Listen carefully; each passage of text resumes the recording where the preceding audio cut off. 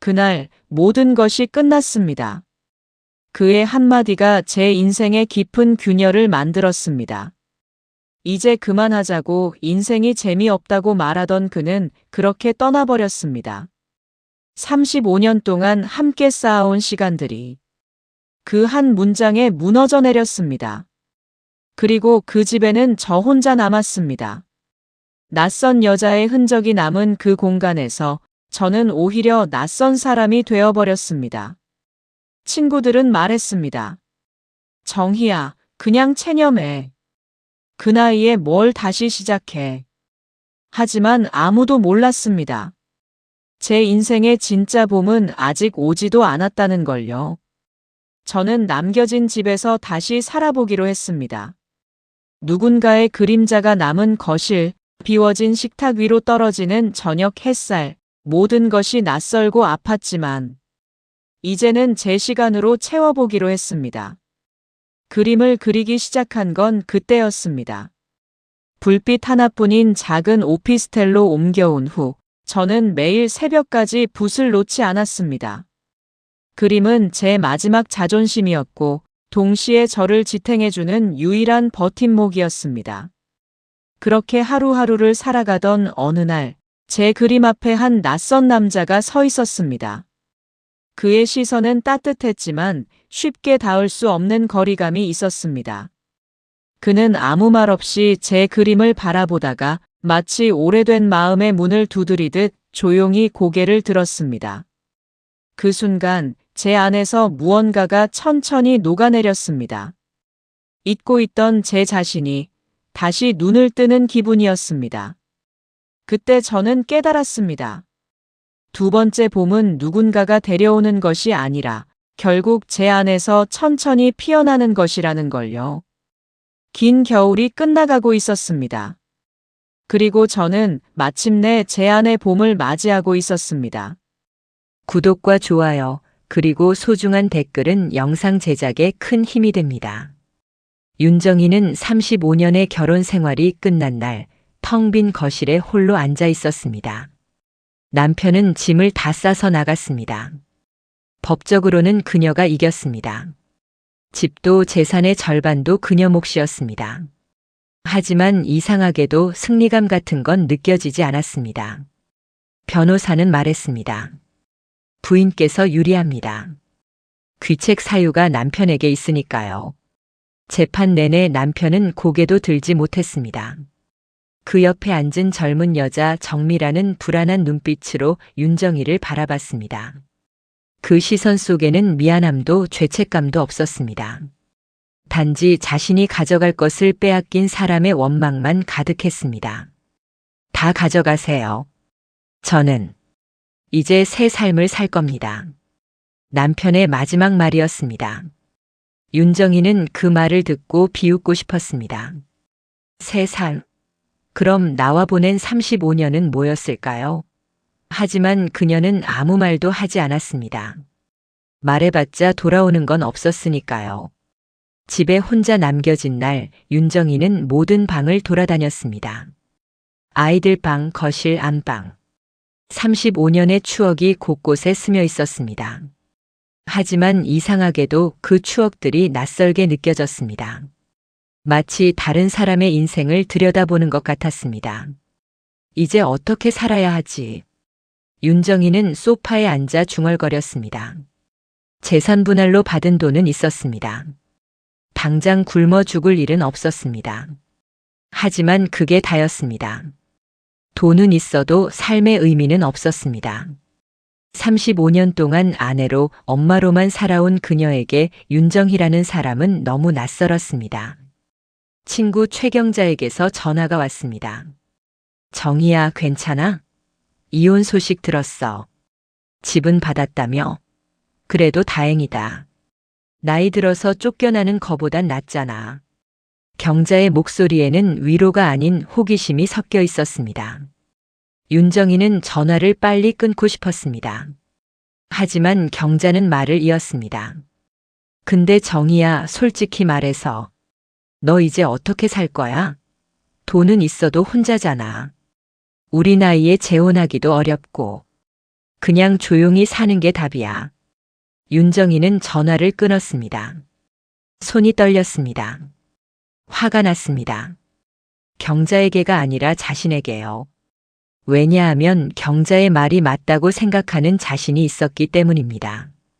그날 밤 윤정이는 집안을 정리하기 시작했습니다. 남편의 흔적을 지우는 작업이었습니다. 옷, 책, 사진. 모든 것을 박스에 담았습니다. 그러다 오래된 서랍 속에서 낡은 스케치북을 발견했습니다. 젊은 시절 그녀가 화가를 꿈꾸던 시절에 사용하던 것이었습니다. 결혼 후 단 한 번도 펼쳐보지 않았던 그 스케치북을요. 페이지를 넘기자 35년 전의 그림들이 나타났습니다. 생기 넘치던 꽃들, 웃는 여자의 얼굴, 햇살 가득한 창문. 그때의 자신은 세상이 아름답다고 믿었습니다. 사랑하면 영원할 거라고 믿었습니다. 그리고 자신의 꿈을 이룰 수 있다고 믿었습니다. 하지만 결혼과 함께 그 모든 것을 포기했습니다. 남편은 말했습니다. 그림은 취미로 하고 가정에 충실해. 그녀는 순순히 따랐습니다. 윤정이는 스케치북을 꼭 껴안았습니다. 그리고 처음으로 소리내어 울었습니다. 버려진 것에 대한 울음이 아니라 자신이 스스로를 버린 것에 대한 울음이었습니다. 35년 동안 자신의 꿈을, 자신의 정체성을 버리고 살았던 것에 대한 후회였습니다. 그 긴 울음 끝에 윤정이는 중얼거렸습니다. 다시 시작할 수 있을까? 아니, 다시 시작해야 해. 그날 밤 윤정이는 결심했습니다. 이 집에서, 이 추억 속에서 살지 않기로요. 재산 분할로 받은 돈의 일부를 쓰더라도 새로운 곳에서 새로운 삶을 시작하기로 했습니다. 그리고 무엇보다 다시 그림을 그리기로 했습니다. 35년 전에 포기했던 그 꿈을 이제라도 찾아보기로요. 그녀의 두 번째 인생은 그렇게 조용히 하지만 확실하게 시작되고 있었습니다. 윤정이는 그 큰 집을 팔았습니다. 추억이 너무 많아서 더 이상 그곳에서 살 수 없었습니다. 그리고 작은 오피스텔 하나를 구했습니다. 넓지는 않았지만 햇살이 잘 들어오는 곳이었습니다. 남은 돈은 통장에 넣어두었습니다. 하지만 그 돈을 쓸 마음은 들지 않았습니다. 그것은 35년의 대가였지만 동시에 실패의 증거이기도 했습니다. 그녀는 매일 새벽 5시에 일어났습니다. 오래된 습관이었습니다. 35년 동안 남편의 아침을 챙기며 만들어진 생체 시계는 이제 새로운 주인을 찾지 못한 채 헛도는 기계처럼 정확했습니다. 잠에서 깨면 한동안 멍하니 앉아 있다가 그녀는 새로 산 이젤 앞에 앉았습니다. 그림. 그것이 윤정이가 선택한 유일한 탈출구였습니다. 아니, 정확히는 선택이 아니라 본능이었습니다. 붓을 쥐는 순간만큼은 버려진 여자가 아니라 한 사람의 화가가 될 수 있었습니다. 처음엔 손이 떨렸습니다. 35년간 쥐지 않았던 붓은 낯설었고 물감의 냄새조차 기억나지 않았습니다. 하지만 그녀는 멈추지 않았습니다. 매일 아침 해가 뜨기 전부터 그림을 그렸습니다. 창문으로 보이는 도시 풍경을, 아침 햇살을, 홀로 피어난 화분 속 꽃을요. 그녀의 그림은 어두웠습니다. 회색과 검은색이 줄을 이뤘고 가끔 비집고 나오는 노란색 한 줄기만이 유일한 빛이었습니다. 하지만 그 어둠 속에는 묘한 생명력이 있었습니다. 포기하지 않으려는 몸부림이, 다시 일어서려는 의지가 캔버스 위에 번져나갔습니다. 사람은 뺏기면 끝이라더라. 윤정이는 거울 속 자신에게 중얼거렸습니다. 거울 속 여자는 수척했습니다. 뺨은 꺼졌고 눈가의 주름은 깊어졌습니다. 한때 자신을 사랑한다던 남자는 이 얼굴이 싫어서 떠났을 겁니다. 젊음이 사라진 얼굴이, 생기 없는 눈빛이 지겨웠을 겁니다. 아니, 시작이지. 윤정이는 거울을 외면하고 다시 붓을 들었습니다. 자기 연민에 빠질 시간이 없었습니다. 아니, 정확히는 그럴 자격이 없다고 생각했습니다. 지금 무너지면 정말로 끝이었습니다. 그녀를 비웃던 사람들이 옳았다는 걸 인정하는 것이었습니다. 돈이 있었지만 윤정이는 검소하게 살았습니다. 사치를 부릴 마음도 없었고 무엇보다 스스로 벌어서 살고 싶었습니다. 그래서 그녀는 근처 문화센터에서 미술 강사 보조 일을 시작했습니다. 한 달에 70만 원. 많지 않았지만 그 돈으로 물감을 사고 생활비를 충당했습니다. 일을 하면서 윤정이는 사람들을 만났습니다. 그림을 배우러 온 주부들, 은퇴 후 취미를 찾는 노인들, 꿈을 키우는 청년들. 그들과 이야기하면서 윤정이는 깨달았습니다. 자신만 힘든 게 아니라는 것을요. 누구나 각자의 아픔을 안고 산다는 것을요. 어느 날 수업이 끝난 후 한 할머니가 윤정희에게 다가왔습니다. 선생님, 그림 정말 잘 그리시네요. 전시회 같은 거 안 하세요? 윤정희는 쓴웃음을 지었습니다. 저야 뭐, 그냥 취미로 그리는 거예요. 취미라니요. 선생님, 그림엔 진심이 담겨 있어요. 그냥 그린 게 아니라 살아낸 그림이에요. 그런 그림은 사람 마음을 움직여요. 할머니의 말에 윤정이는 가슴이 뭉클했습니다. 그동안 아무도 자신의 그림을 진지하게 봐주지 않았습니다. 친구들은 시간 때우기 좋겠다고 했고 심지어 아이들도 엄마가 갑자기 왜 이래라며 걱정했습니다. 그날 밤 윤정이는 처음으로 자신의 그림을 진지하게 바라보았습니다. 벽에 걸린 수십 장의 캔버스. 그 속에는 정말로 그녀의 삶이 담겨 있었습니다. 절망도 희망도 분노도 슬픔도 모든 것이 색과 선으로 표현되어 있었습니다. 나는 할 수 있어. 화가가 될 수 있어. 윤정이는 처음으로 자신에게 확신의 찬말을 했습니다. 그리고 그날 밤 그녀는 자신의 첫 개인전을 준비하기 시작했습니다. 돈이 있었기에 가능한 일이었습니다. 하지만 더 중요한 건 용기였습니다. 다시 시작할 수 있다는 믿음이었습니다. 윤정이는 구청 문화센터에서 일하면서도 동시에 그곳의 중급 그림 강좌에 등록했습니다. 기술을 배우려는 것이 아니라 그저 같은 관심사를 가진 사람들과 함께 있고 싶었습니다. 혼자 그리는 것도 좋았지만 가끔은 인간의 온기가 그리웠습니다. 첫 수업날 윤정이는 자신의 그림을 이젤에 세워두었습니다. 창문 너머의 봄이라는 제목의 작품이었습니다. 오피스텔 창문으로 바라본 새벽 풍경을 그린 그림이었습니다. 대부분이 어둡고 차가운 회색이었지만 동쪽 하늘에서 떠오르는 해의 첫 빛만큼은 눈부시게 황금빛으로 그려져 있었습니다. 이 그림을 그린 사람이 누구죠? 낯선 남자의 목소리가 들렸습니다. 윤정이가 고개를 들자 50대 후반으로 보이는 남자가 그녀의 그림 앞에 서 있었습니다. 잘 다려진 셔츠, 깔끔한 머리, 그리고 무엇보다 그녀의 그림을 진지하게 바라보는 눈빛이 인상적이었습니다. 제가 그렸습니다. 윤정이가 조심스럽게 대답했습니다.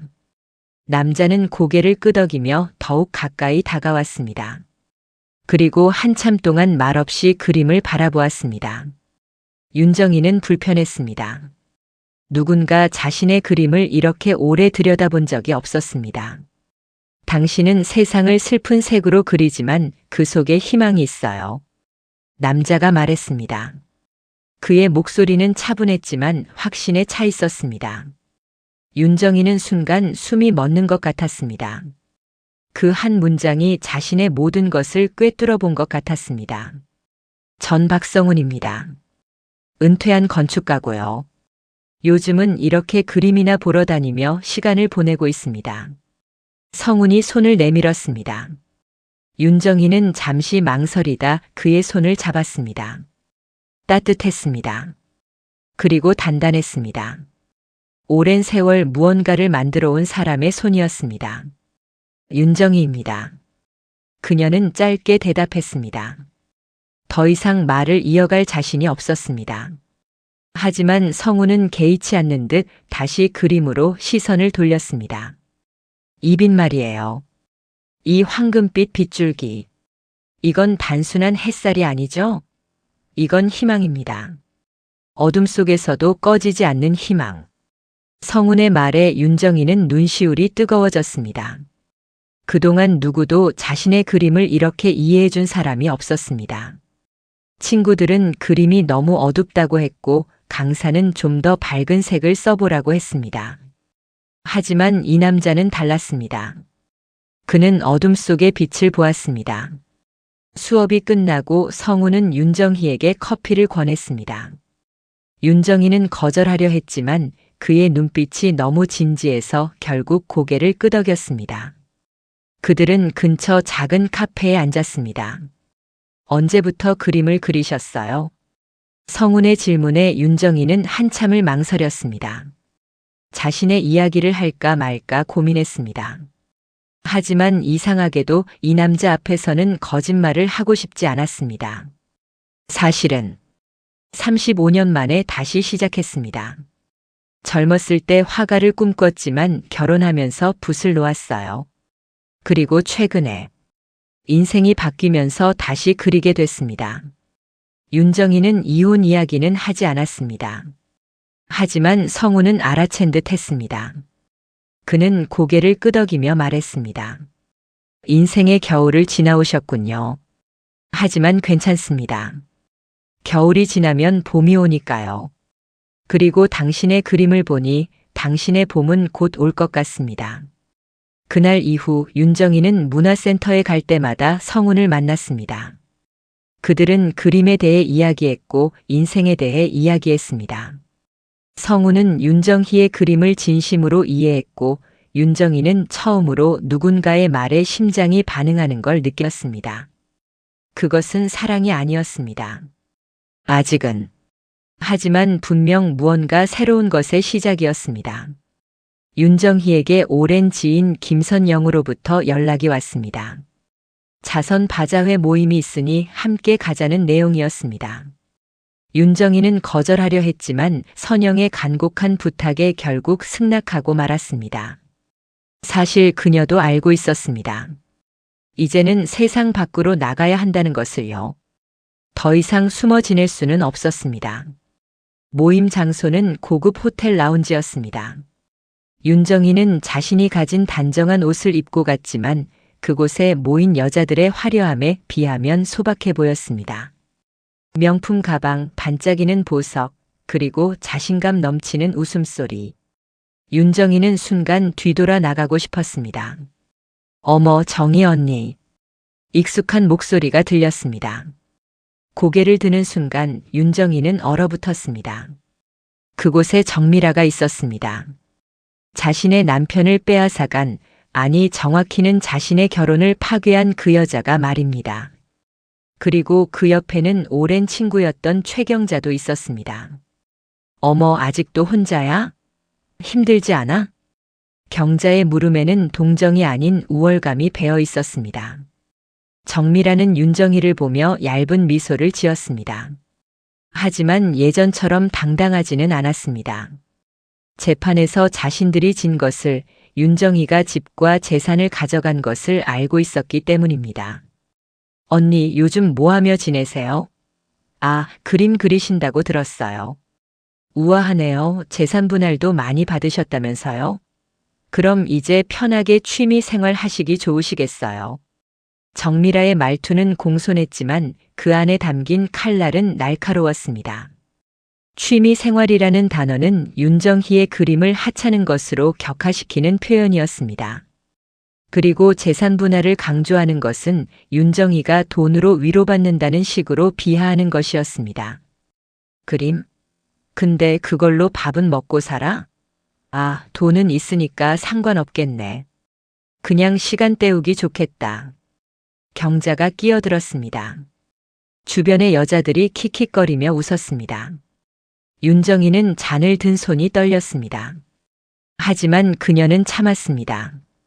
여기서 무너지면 안 된다고 스스로에게 다짐했습니다. 언니도 참. 남편한테 그렇게 당했으면 재산이라도 확실히 챙겼어야지. 재판은 이겼다지만 그게 뭐 대수야. 결국 혼자잖아. 또 다른 여자가 거들었습니다. 윤정희는 그 순간 깨달았습니다. 이 여자들은 자신을 위로하려 부른 게 아니라는 것을요. 그저 이혼한 자신의 모습을 보며 우월감을 느끼려 한 것이라는 걸요. 재산을 받았든 안 받았든 그들에게 이혼녀는 그저 실패자였습니다. 윤정이는 천천히 잔을 들어 올렸습니다. 그리고 미소를 지었습니다. 그것은 35년의 결혼 생활 동안 연습해온 가짜이지만 완벽한 미소였습니다. 괜찮아요. 곧 제 그림이 경매에 나올 테니까요. 다음 달에 첫 개인전이 있어요. 작은 갤러리지만 제 작품 20점을 전시합니다. 혹시 시간 되시면 오세요. 초대장 보내드릴게요. 윤정희의 말에 잠시 정적이 흘렀습니다. 정미라와 경자는 당황한 표정을 감추지 못했습니다. 그들은 윤정희가 무너진 모습을 기대했지만 오히려 당당한 그녀의 모습에 말문이 막혔습니다. 어머, 개인전? 대단하시네요. 경자가 어색하게 웃으며 말했습니다. 하지만 그 웃음은 더 이상 우월감이 아닌 당혹감이었습니다. 윤정희는 잔을 비웠습니다. 그리고 자리에서 일어났습니다. 먼저 가볼게요. 오늘 즐거웠어요. 그녀는 고개를 숙이고 라운지를 나왔습니다. 엘리베이터 문이 닫히는 순간 윤정희는 다리에 힘이 풀렸습니다. 그녀는 벽에 기대어 숨을 몰아쉬었습니다. 떨리는 손, 뛰는 심장, 눈물이 쏟아질 것 같은 눈시울. 하지만 그녀는 울지 않았습니다. 대신 주먹을 꽉 쥐었습니다. 그리고 중얼거렸습니다. 개인전. 나는 할 수 있어. 반드시 해낼 거야. 그날 밤 윤정희는 처음으로 자신의 미래를 구체적으로 상상했습니다. 갤러리에 걸린 자신의 그림들, 그것을 바라보는 사람들, 그리고 자신을 비웃던 사람들의 놀란 표정. 그것은 단순한 복수가 아니었습니다. 그것은 자신에게 증명하는 것이었습니다. 나는 아직 끝나지 않았다는 것을요. 윤정희의 첫 개인전은 3개월 후에 열렸습니다. 작은 갤러리였지만 그녀에게는 세상 전부였습니다. 20점의 그림이 벽에 걸렸습니다. 모두 지난 1년 동안 그녀가 새벽마다 캠퍼스 앞에 앉아 그린 작품들이었습니다. 전시회 제목은 창문 너머의 봄이었습니다. 대표작의 제목을 그대로 가져온 것이었습니다. 포스터에는 윤정희의 그림이 실렸고 작은 소개글이 적혀 있었습니다. 이혼 후 다시 붓을 든 한 여인의 이야기. 어둠 속에서도 빛을 찾는 희망의 메시지. 개막식 날 윤정희는 떨리는 마음으로 갤러리에 도착했습니다. 아무도 오지 않으면 어떡하나 걱정했지만 그녀의 우려는 기우였습니다. 예상보다 많은 사람들이 갤러리를 찾았습니다. 문화센터 동료들, 수강생들, 그리고 성운도 왔습니다. 이 그림. 정말 대단합니다. 한 중년 남자가 창문 너머의 봄 앞에 서서 말했습니다. 그는 미술 평론가였습니다. 그의 말에 주변 사람들이 귀를 기울였습니다. 기술적으로는 아직 거칠 수 있습니다. 하지만 이 그림에는 진정성이 있습니다. 작가의 삶이 고스란히 담겨 있어요. 이 어둠, 이 절망, 그리고 이 한 줄기 빛. 이건 머리로 그린 게 아니라 가슴으로 그린 그림입니다. 특히 이 새벽빛의 표현은 놀랍습니다. 밤을 견뎌낸 사람만이 그릴 수 있는 새벽의 빛이에요. 윤정희는 눈시울이 뜨거워졌습니다. 누군가 자신의 그림을, 자신의 마음을 이렇게 이해해준다는 게 감사했습니다. 그때 성운이 나타났습니다. 그는 조용히 윤정희 옆에 섰습니다. 축하합니다. 드디어 당신의 봄이 시작됐네요. 감사해요, 성운 씨. 당신이 없었다면 이 자리까지 오지 못했을 거예요. 윤정희가 진심으로 말했습니다. 성운은 그녀의 그림을 처음으로 인정해준 사람이었습니다. 그리고 지난 몇 달간 그녀에게 용기를 준 사람이었습니다. 천만에요. 이건 모두 당신의 힘입니다. 성운이 부드럽게 웃었습니다. 그리고 작은 봉투를 꺼냈습니다. 사실은 제가 고백할 게 있어요. 윤정희가 의아한 표정으로 그를 바라보았습니다. 성우는 봉투를 건네며 말했습니다. 이 개인전 제가 후원했습니다. 갤러리 대관료, 홍보비, 액자 제작비. 당신이 그림에만 집중할 수 있도록요. 윤정이는 깜짝 놀랐습니다. 그녀는 자신의 재산 분할금으로 모든 것을 준비했다고 생각했습니다. 하지만 알고 보니 성훈이 뒤에서 많은 것을 도와주고 있었습니다. 왜 그러셨어요? 당신의 그림이 진짜였으니까요. 그리고 당신이 다시 일어서는 모습이 아름다웠으니까요.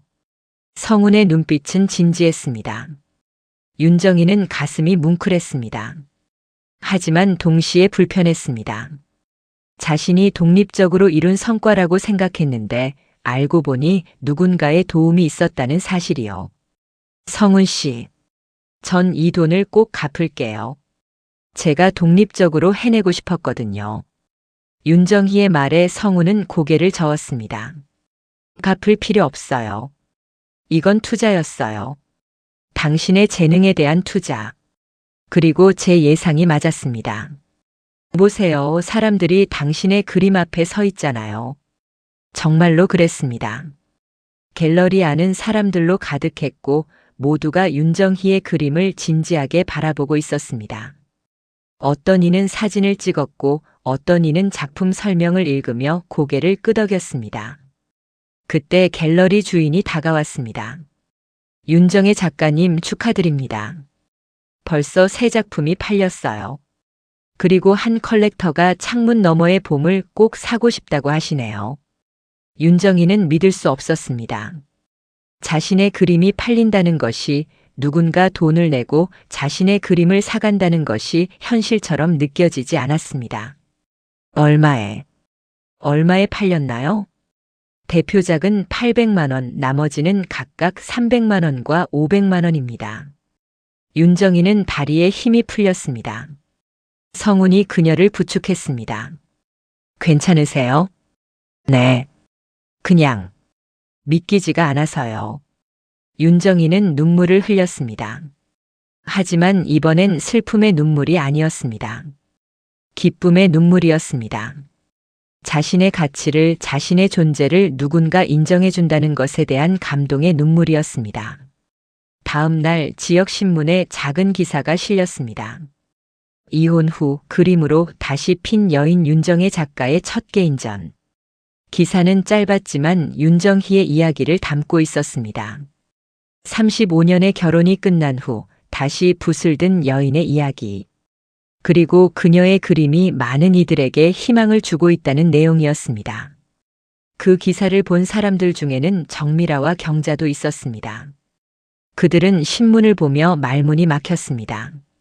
자신들이 비웃던 여자가 취미 생활이라고 폄하했던 그림이 세상의 주목을 받고 있었습니다. 윤정희는 그날 밤 오피스텔 창가에 앉아 도시의 야경을 바라보았습니다.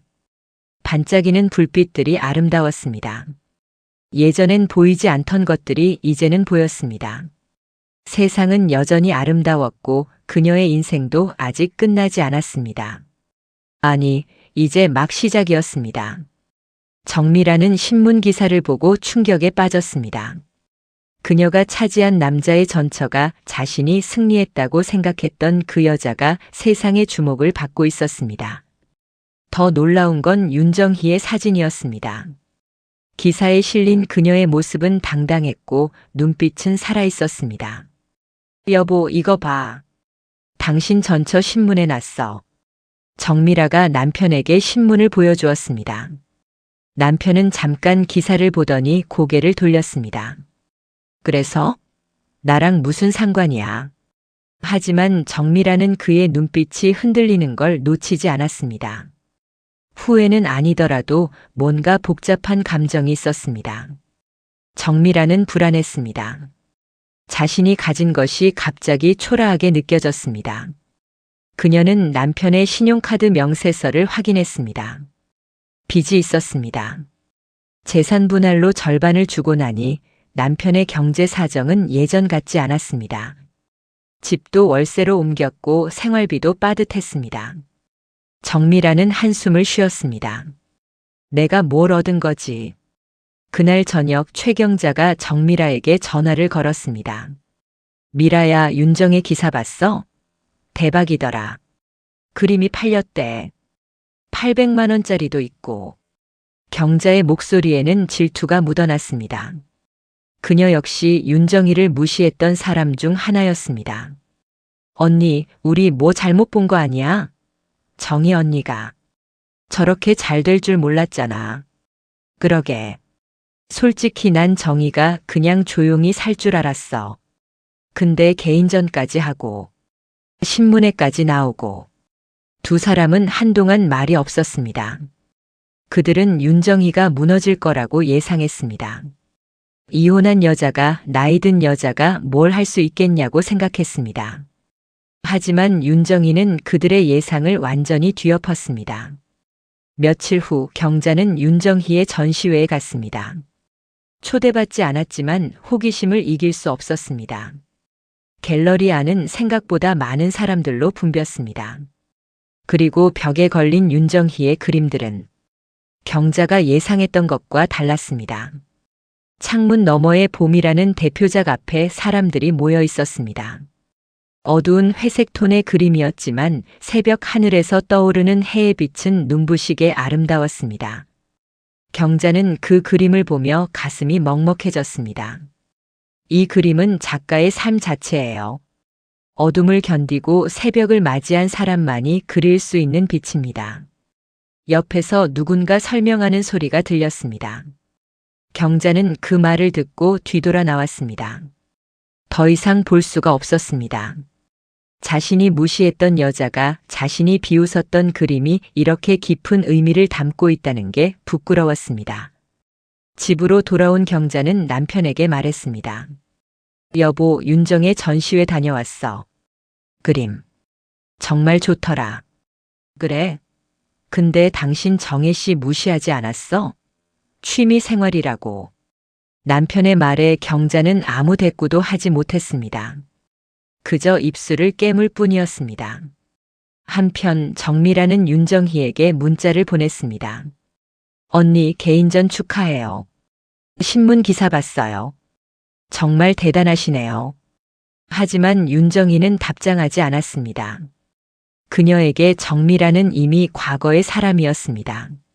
미워할 가치도 신경 쓸 이유도 없는 사람이었습니다. 그날 밤 정미라는 거울 앞에 섰습니다. 젊고 예쁜 얼굴이었지만 뭔가 공허했습니다. 그녀는 윤정희에게서 남편을 빼앗았지만 정작 자신은 무엇을 얻은 걸까요? 빚 많은 남자, 줄어든 생활비, 그리고 주변의 곱지 않은 시선. 나는 뭘 한 거지? 정미라는 중얼거렸습니다. 하지만 이미 돌이킬 수 없었습니다. 그녀가 선택한 길이었고 이제 그 길을 걸어가야 했습니다. 반면 윤정희는 자신의 길을 찾았습니다. 그리고 당당하게 걸어가고 있었습니다. 개인전이 끝나고 한 달이 지났습니다. 윤정희의 삶은 완전히 달라졌습니다. 갤러리에서 판매된 그림들의 수익금, 그리고 새로운 작품 의뢰들이 들어왔습니다. 한 기업에서는 사옥 로비에 걸 그림을 주문했고, 한 카페 체인에서는 시리즈 작품을 의뢰했습니다. 하지만 윤정희에게 가장 큰 변화는 경제적인 것이 아니었습니다. 그것은 자신감이었습니다. 거울을 볼 때마다 느껴지는 당당함이었습니다. 그녀는 더 이상 누군가의 아내도 버림받은 여자도 아니었습니다. 그녀는 화가 윤정희였습니다. 어느 봄날 저녁 성훈이 윤정희를 저녁 식사에 초대했습니다. 강가가 보이는 조용한 레스토랑이었습니다. 두 사람은 창가 자리에 앉았습니다. 축하합니다. 정말로요. 성훈이 잔을 들어올리며 말했습니다. 윤정희도 잔을 들었습니다. 성훈 씨 덕분이에요. 당신이 제 그림을 처음 알아봐 주지 않았다면. 아니에요. 전 그냥 당신이 가진 것을 확인해 드린 것 뿐입니다. 진짜 재능은 당신에게 있었어요. 그리고 무엇보다 포기하지 않는 용기가 있었죠. 성훈의 눈빛은 따뜻했습니다. 윤정희는 그 눈빛을 보며 가슴이 두근거렸습니다. 이런 감정은 오랜만이었습니다. 아니, 어쩌면 처음일지도 몰랐습니다. 저는 당신에게 감사해요.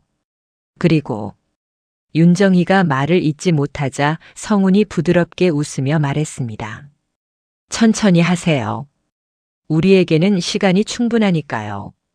식사가 끝나고 두 사람은 강변을 걸었습니다.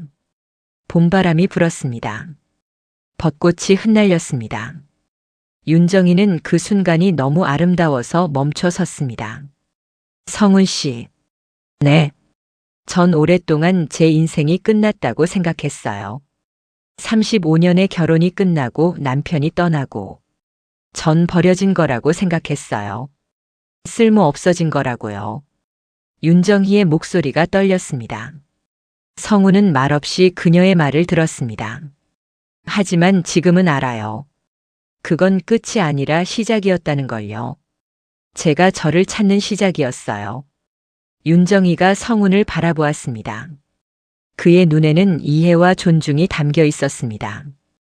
그리고 당신을 만난 것도 시작이었으면 좋겠어요. 윤정희의 고백에 성훈은 잠시 놀란 표정을 지었습니다. 그리고 천천히 미소 지었습니다. 저도요. 사실 처음 당신의 그림을 봤을 때부터 당신이라는 사람이 궁금했어요. 이렇게 슬프면서도 강한 그림을 그리는 사람이요. 성훈이 주머니에서 작은 상자를 꺼냈습니다. 윤정희는 당황했습니다. 이건 열어보세요. 상자 안에는 은빛 구두가 들어 있었습니다. 작은 브로치였습니다. 유리구두가 아니라 은구두예요.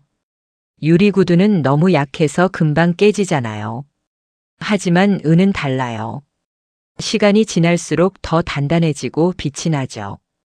성훈이 설명했습니다. 이건 당신이 걸어온 길의 상징이에요. 유리구두보다 훨씬 단단하고 세월의 빛이 묻은 신발. 그리고 앞으로 당신이 걸어갈 길을 응원하는 의미예요. 윤정희는 눈시울이 붉어졌습니다. 하지만 이번엔 슬픔이 아니었습니다. 감동이었습니다. 고마워요. 정말로요.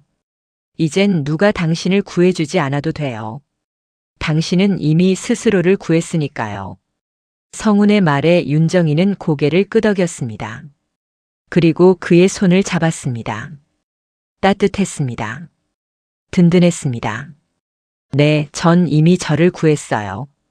그리고 이제 누군가와 함께 걸을 준비가 됐어요. 두 사람은 벚꽃이 흩날리는 강변을 천천히 걸었습니다. 서두르지 않았습니다. 조급하지 않았습니다. 그저 함께 걷는 것만으로도 충분했습니다. 그날 밤 윤정희는 새로운 그림을 시작했습니다. 이번엔 어둡지 않았습니다. 밝은 색들이 캔버스를 채웠습니다. 봄의 색, 희망의 색, 사랑의 색. 붓은 자유롭게 움직였고 그녀의 마음은 가벼웠습니다. 그날 밤 나는 내 그림 앞에 앉았습니다. 벽에 걸린 수십 장의 캔버스 그 속에는 지난 1년의 나날이 고스란히 담겨 있었습니다. 절망도, 고통도, 그리고 희망도. 한때 울던 여자가 지금은 웃고 있더군요. 그게 바로 저였습니다. 사람들은 종종 묻습니다. 남자를 만나서 인생이 바뀌었냐고, 그림이 팔려서 행복해졌냐고. 아니요, 그게 아닙니다. 저는 단지 나를 사랑하는 법을 배웠을 뿐입니다. 35년 동안 잊고 살았던 저 자신을 다시 꺼내주었을 뿐입니다. 성훈을 만난 건 축복이었습니다. 그의 따뜻함, 그의 이해, 그리고 조용한 존중. 그의 존재는 마치 한겨울 끝자락에 피어난 들꽃 같았습니다. 하지만 무엇보다 감사한 건 내가 그런 사람을 만날 수 있는 사람이 되었다는 것입니다. 스스로를 미워하던 시절에는 아무리 좋은 사람이 곁에 있어도 보이지 않았습니다. 사랑받는다는 것이 두려웠고 상처받을까봐 늘 도망쳤습니다. 하지만 이제는 다릅니다. 나를 사랑할 수 있게 되었기에 누군가의 사랑도 온전히 받아들일 수 있게 되었습니다. 그림이 팔린 것도 기쁩니다. 내 손끝에서 태어난 세계를 누군가가 마음에 품고 그 가치를 인정해준다는 건 큰 선물이죠. 하지만 더 중요한 건 그림을 그린다는 그 사실 자체입니다. 팔리든 팔리지 않든 나는 여전히 매일 붓을 듭니다. 그게 내가 살아있다는 증거이니까요. 사람들은 또 묻습니다. 정미라와 경자를 용서했냐고. 솔직히 말하면 이젠 그 단어조차 필요 없습니다. 그들은 이미 내 인생에서 사라진 사람들입니다. 미워할 이유도 신경 쓸 가치도 없습니다. 오히려 감사합니다. 그들이 나를 무시했기에 나는 더 단단해질 수 있었습니다. 그들이 비웃었기에 나는 끝까지 포기하지 않았습니다. 아이러니하게도 그들의 조롱이 내 발걸음의 연료가 되어 주었습니다. 어제 거울을 봤습니다. 주름은 더 깊어졌고 머리카락엔 흰빛이 섞여 있었습니다. 하지만 그 어떤 때보다도 내 얼굴이 편안해 보였습니다. 이제야 알겠습니다. 아름다움이란 젊음에 있는 게 아니라 견뎌낸 사람의 얼굴에 스미는 빛이라는 것을. 창문을 열자 차가운 밤 공기가 방 안으로 스며들었습니다. 멀리서 봄비가 내리는 소리가 들렸습니다. 그 소리를 들으며 문득 생각했습니다. 이제야 진짜 내 봄이 왔구나. 누군가의 아내로서, 엄마로서, 누군가의 그림자로서 살던 나를 벗어나. 이제는 나로서 존재하는 봄. 아무도 대신 열어줄 수 없던 그 문을. 나는 마침내 내 손으로 열었습니다. 그 밤, 나는 마지막 캠퍼스 앞에 앉았습니다. 새하얀 바탕 위에 붓을 들고 천천히 첫 선을 그었습니다. 이제는 두렵지 않았습니다. 그림처럼 인생도 덧칠하며 완성되는 법이니까요. 빛이 꺼진 오피스텔 안, 그림 물감 냄새와 봄비의 향기가 뒤섞여 있었습니다. 나는 조용히 눈을 감았습니다. 겨울은 끝났습니다. 그리고 내 안의 봄은 지금 막 피어나고 있었습니다.